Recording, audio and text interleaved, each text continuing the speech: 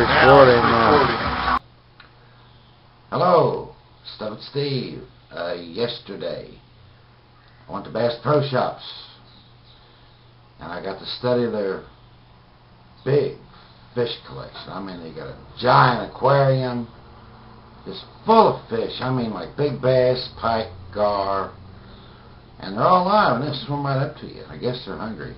But it's a real good opportunity to really study a living fish. You know, he's alive, he's swimming around.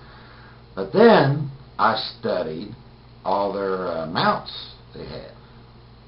I mean, a lot. I mean, trout, bass, stripers, big pike, you name it, they got it. All kinds of fish from up north, like fancy trout, Dolly Varden, brook trout, you name it. Arctic grayling, I saw an Arctic grayling. And I'm just walking around studying the fish and everything. But there's one thing I noticed they all missed, and that was putting the blood back in them. You know, they're alive. Of course they're dead, but you want them to look alive. Well, how are you going to make them look alive without the blood? Like I try to explain it by looking at your own body. Now look at my face and my hands. See that kind of pink there? That is called erythema. Every living creature has erythema, including a fish. But their erythema is unlike a mammal's. They're kind of a greeny color. And when you pull the fish out of the water, if you go fishing or you got an aquarium or something, when you lift the fish out of the water, you could tell that green for just a little while, because it'll fade, because of course he's out of water. But now, in this quick little video, I was working on a crappie, but we're going to put him on hold for a few days just to get this idea to you while it's still fresh in my mind. Now I have some specimens here that have had the blood paint, I call it, applied to them. That's just like in yourself. And we're going to see those here in a minute. And then I got a nice smallmouth bass that doesn't have the erythema. And when we get to it, I'll explain what we're looking at. And then we'll add a little blood paint to him. And we'll go over it and look at the difference. I think if you really pay attention to it and grasp what I'm trying to say, it really makes a significant difference.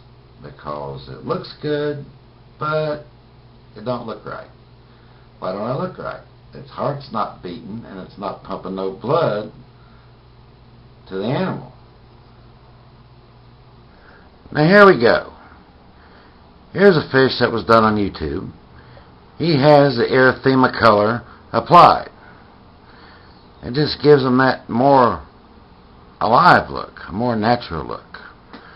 And over here, here's a couple YouTube stars, a couple of farm pond bluegills from Indiana. They have had the erythema, the blood paint applied. And you could look and see, they do kind of look a little special. They're not giant trophies, but this is just to get information, to understand about the blood paint. Okay, there's a good shot of them. Alright, now let's go to the next step. Here's a smallmouth bass. It has no pop. It looks good, but it needs a pop. What's it need? It needs blood. Now here's a simple little color scheme.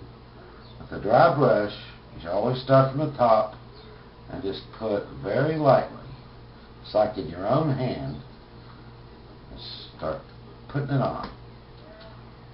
A little bit down the back, and at the base of the fins. It's like in your own hand. And go always start at the top. A little bit in the fins. That's bringing the blood back. And maybe then go down from the top in a pattern. There you go. See how nice that looks? Okay. Then we add a little more paint. Put a little bit on the bottom fins. I want you to just be creative with it. Just imagine his heart's beating. His little heart was right there. Boom, boom, boom. A little bit of that in. Now after we're done, we're going to varnish him. Because this color will dry pretty quick. But it's replacing the beating of his heart. It's a very light coat. All through there, around his little butthole there. Maybe take your time. And then a fish scale pattern. Just put a little bit of that, just very transparent. Just like in your own hand.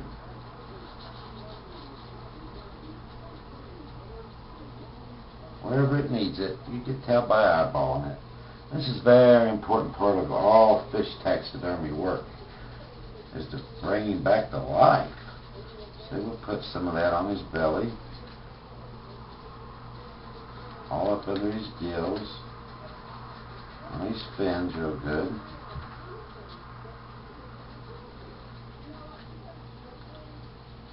And just put it all over him.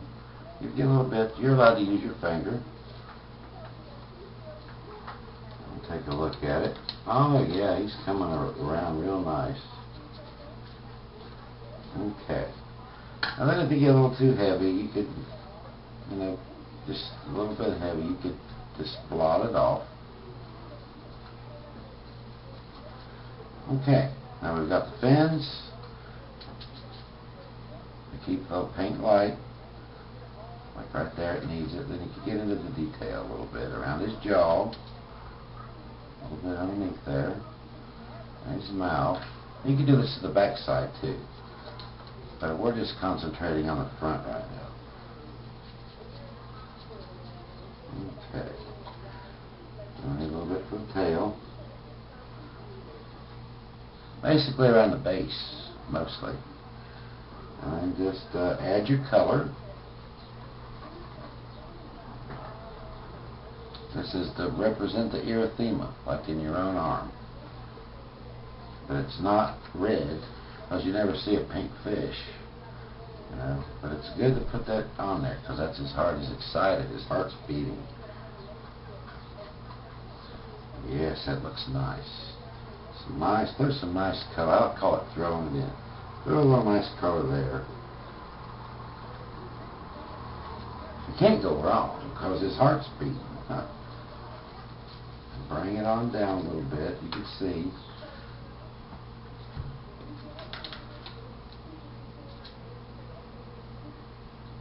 Just lock it on there. Alright. That's good. Very strong colors in this mixture. It's more of a, it's got a high yellow base color. It's to really bring it out the scales.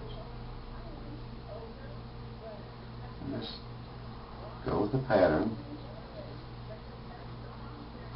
Got a little too much on there. Blot it off.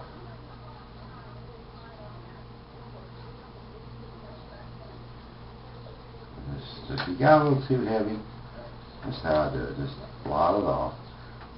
Because the color will stay. Okay, looks good. Much better. He's like he's coming back from the dead.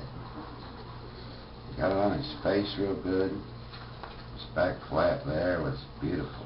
And that, gentlemen, ladies and gentlemen, is about all you have to do to add a little bit of get blood back to him. The erythema is what I call it. We start from the top to the bottom. Make sure you get a nice, even, light coat. Because when you revarnish this guy, it'll really bring it out. Okay, we've got that applied. Now, we can put that under a fan and let that dry real good. And then we could put a nice varnish, a light coat of varnish to bring everything together. Okay, there we go. Looks good. Now, I really dig this part, the varnishing. Just a simple varnish that you could order in a catalog or get in any craft store. It's acrylic based, it's liquid plastic, but it's shiny. Now this is the exciting part, is varnishing. That brings out the green. Now, I had him in my drying room to dry the green, and now I'm going to put him back in the drying room for a little bit to set this varnish up, and then we'll hang him on the wall and see how he looks. I really dig letting you all come into my home and see what work I do, and I get to share it with everybody out there in YouTube land. Well, what do you think? I think it looks pretty good. It looks a lot better than he did. It's like he's got a little snap to him. I really dig this part because I could look at him and the varnish really brings out the color. Blood paint. Erythema. Look it up. Now you know. Gives those fish mounts a little bit of snap. And I'm glad you got to watch me do it. And maybe you learned something today. I really dig doing YouTube videos, and I hope you learned something.